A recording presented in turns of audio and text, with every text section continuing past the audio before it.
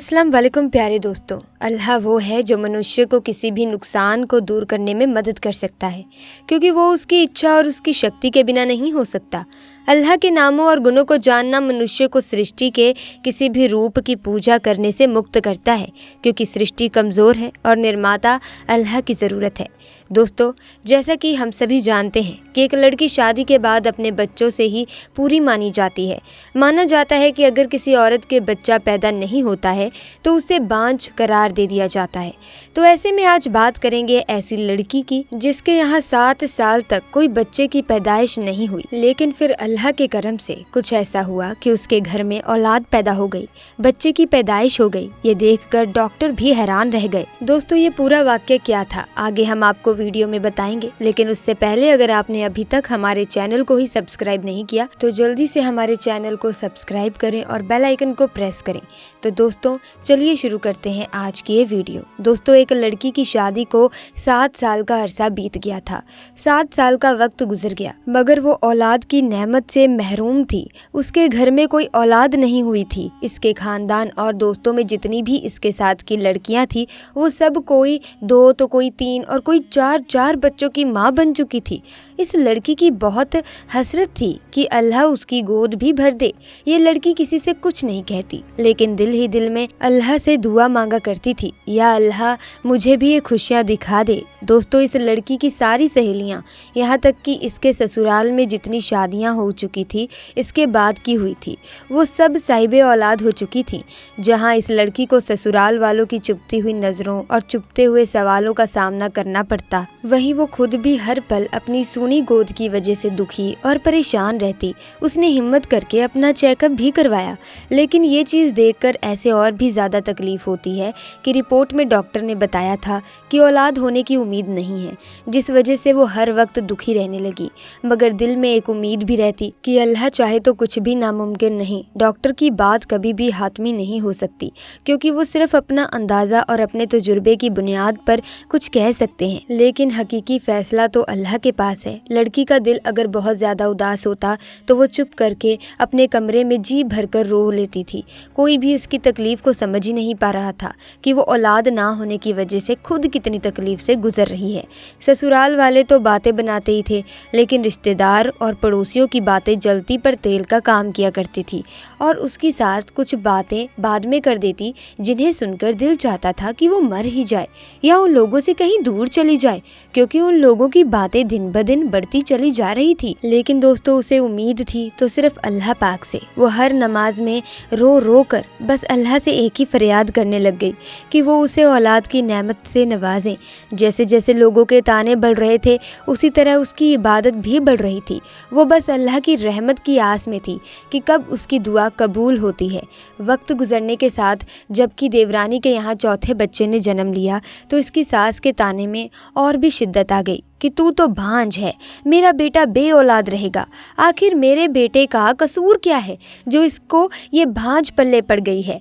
एक दिन वो अपने देवर के बच्चे को गोद में लेकर प्यार कर रही थी कि ना जाने उसके दिल में क्या हुआ कि वो बच्चे को वहीं पर लेटाकर अपने कमरे में आई और इतना रोई कि सब घर वाले जमा हो गए।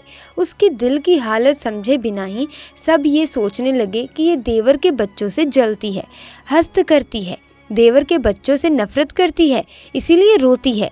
मगर उन जाहिलों को कौन समझाता कि अल्लाह ताला ने तो उसे ऐसा दिल दिया ही नहीं है जो किसी से जलने वाला हो। वो तो उन लोगों में से थी जो अपनी खुशियाँ भी किसी को दे दे, किसी और की झोली में डाल दे, जो अपने मुंह का निवाला दूसरों के मुंह में डाल दे। वो तो बच्चे को प्यार करती, लेकिन इस बार अपनी सोनी गोद में इस कदर दिल गिरफ्तार हुई थी कि खुद पर काबू ना रख सकी, और आज उसके आंसू भी सारे बंद तोड़कर बहने लगे। बस उसका एक शौहर था जिसने उसे कभी ताना नहीं मारा था। उसका शौहर उसे दिलो जान से प्यार करता था।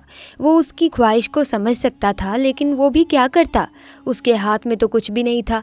एक दिन किसी ने कहा कि अपने शौहर के भी टेस्ट करवाओ। पहले तो इस बात पर बहुत हंगामा हुआ, लेकिन फिर बाद में उसके शौहर ने कहा कि टेस्ट करवाने में आखिर हर्ज ही क्या है। उसके शौहर का टेस्ट करवाया गया। जब रिपोर्ट सामने आई तो वो ठीक नहीं थी। फिर तो घर में एक तूफान सा ही आ गया। सब कहने लगे कि अब इस लड़की को फारिग करो, हम तुम्हारी दूसरी शादी करेंगे। करेंगे, लेकिन उसका शौहर किसी भी सूरत में उसे तलाक देने को तैयार न था। शौहर की मोहब्बत में जरा भर की कमी नहीं आई थी, बल्कि वो इसकी दिलजोई इस अंदाज में करता कि अगर अल्लाह ताला को मंजूर होगा तो हमें औलाद ज़रूर होगी, और अगर अल्लाह ताला को मंजूर ही नहीं है तो हम इस पर भी शुक्रगुजार हैं।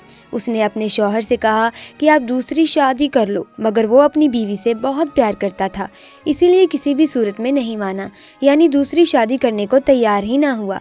एक दिन इसकी सास ने बहुत लान तान की, यहाँ तक कह दिया कि तुम चाहती ही नहीं हो कि हमारे घर खुशियाँ आए, मेरे बेटे का भी कोई वारिस हो, तुम बदजहान ही नहीं बददिमाग भी हो। सास की जली कटी बातें सुनकर वो बहुत परेशान हुई। उसने वजू किया और नमाज के लिए खड़ी हो गई। तब दुआ के लिए हाथ उठाए तो ऐसी रिक्कत तारी हुई कि कुछ ना बोला जाए। वो कुछ नहीं बोल पा रही थी। फिर सजदे में गिरकर अल्लाह ताला से फरियाद करने लगी, या अल्लाह, अगर तूने मुझे बेऔलाद रखना है तो तूने मुझे इस दुनिया में औरत के रूप में भेजा ही क्यों? औरत तो पूरी ही औलाद से होती है ना, तो फिर मेरे वजूद को अधूरा क्यों रखा गया? या अल्लाह, सारी दुनिया के डॉक्टर्स चाहे जो मर्जी कहते रहें, मुझे बस तेरा ही आसरा है। या अल्लाह, मेरी वजह से मेरे शौहर को तकलीफ़ होती है और इस महरूम से ना गुजार। या अल्लाह, तू हर चीज़ पर कादिर है। वो औरत सजदे में और भी दुआ मांगती रही। या अल्लाह, तुझे तेरे हबीब हज़रत मोहम्मद मुस्तफ़ा सल्लल्लाहु ताला अलैहि वसल्लम की प्यारी जुल्फ़ों का वास्ता, मुझे औलाद की नेमत से माला माल कर दे। उस रात सजदे में रो रो कर उसने ऐसी फरियाद की कि उसकी आंखों पुकार सुनकर कायनात की हर चीज़ शायद उसकी सिफारिश बन गई और अल्लाह पर उसका भरोसा जीत गया। और फिर चंद हफ्तों के बाद वो हुआ जिसकी किसी को भी उम्मीद ना थी। डॉक्टर बार बार उसकी रिपोर्ट देख रहे थे। फिर उसको ज़िंदगी की नबील सुनाई गई कि वो माँ बनने वाली है। ये सुनते ही उसने बिना किसी की परवाह किए वो हॉस्पिटल के फर्श पर ही सजदा रेज़ हो गई।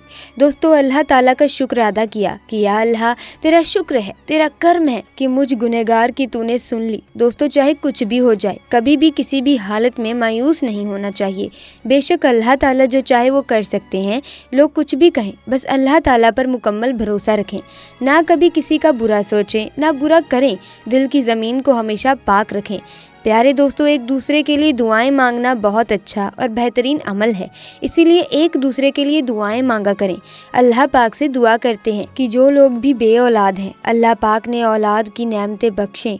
तो दोस्तों, आज की वीडियो में बस इतना ही। अगर आप भी अल्लाह पर भरोसा रखते हैं, अल्लाह से मोहब्बत करते हैं, तो कमेंट सेक्शन में पूरे मन से ज़रूर लिखें अल्लाहु अकबर, अल्लाहु अकबर। तो दोस्तों, मैं उम्मीद करती हूँ कि आज की ये वीडियो, आज का ये वाक़या आपको बहुत अच्छा लगा होगा। अगर आपको ये वाक़या अच्छा वाक़ई में लगा है तो इस वीडियो को लाइक करें, शेयर करें और चैनल को सब्सक्राइब करके बेल आइकन को प्रेस करें, ताकि आने वाली नई वीडियोस की अपडेट आपको मिलती रहे। तो दोस्तों, जल्दी मुलाकात होगी एक नई वीडियो में नए वाक़ये के साथ। तब तक के लिए हमें दीजिए इजाज़त। खुदा हाफिज़।